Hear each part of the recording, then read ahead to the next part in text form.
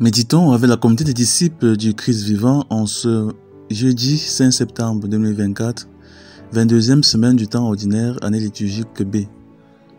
Évangile de Jésus-Christ selon Saint Luc au chapitre 5, versets 1 à 11.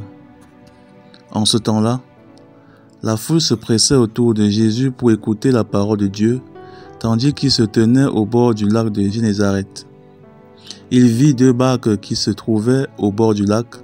Les pêcheurs en étaient descendus et lavaient leurs filets. Jésus monta dans une des barques qui appartenait à Simon et lui demanda de s'écarter un peu du rivage. Puis, il s'assit et de la barque, il enseignait les foules. Quand il eut fini de parler, il dit à Simon, « Avance au large et jetez vos filets pour la pêche. » Simon lui répondit, « Maître, nous avons peiné toute la nuit sans rien prendre. Mais sur ta parole, je vais jeter les filets. » Et l'ayant fait, ils capturèrent une telle quantité de poissons que leurs filets allaient se déchirer. Ils firent signe à leurs compagnons de l'autre barque de venir les aider. Ceux-ci vinrent et ils remplirent les deux barques à tel point qu'elles enfonçaient. À cette vue, Simon-Pierre tomba aux genoux de Jésus en disant, « Éloigne-toi de moi, Seigneur, car je suis un homme pécheur. » En effet, un grand effroi l'avait saisi, lui et tous ceux qui étaient avec lui, devant la quantité de poissons qu'ils avaient pêchés. Et de même Jacques et Jean, fils de Zébédée, les associés de Simon. Jésus dit à Simon, « Sois sans crainte, désormais ce sont des hommes que tu prendras. » Alors ils ramenèrent les barques au rivage, et laissant tout, ils le suivirent. Acclamons la parole de Dieu. Méditation. Frères et sœurs en Christ, que la grâce de notre Seigneur Jésus-Christ abonde dans chacune de nos vies. Ce matin, le Seigneur nous apprend que s'il n'a pas dit que c'est la fin, alors ce n'est pas encore la fin. En effet, le Seigneur s'installe dans une barque pour enseigner. Les pêcheurs présents dans ce bateau ont passé toute la nuit à pêcher sans grand succès. Ils reviennent avec une barque vide et sont épuisés et exténués.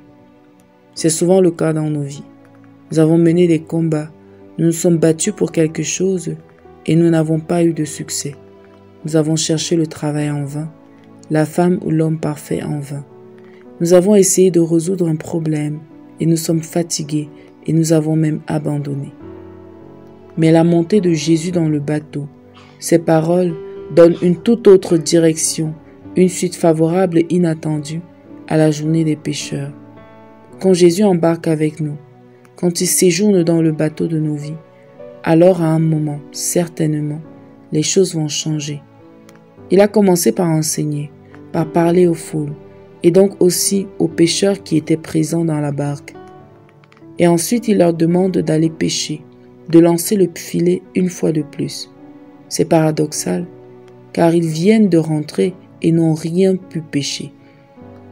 Dans nos vies, le Seigneur nous demandera souvent, et même toujours, de faire le pas de la foi. Il viendra nous demander de faire telle ou telle autre chose. Il nous demandera de lancer le filet encore. Il ouvrira une porte pour le travail, pour l'épanouissement, pour nous. Il nous offrira une opportunité qu'il nous faudra saisir. Il nous faudra alors dire, avec Saint Pierre, « Sur ta parole, Seigneur, je vais lancer le filet. Sur ta parole, nous agirons. » Dieu est le maître des temps et des saisons. Et lui, sait mieux que nous le moment adéquat, le temps favorable. Alors ne désespérons pas.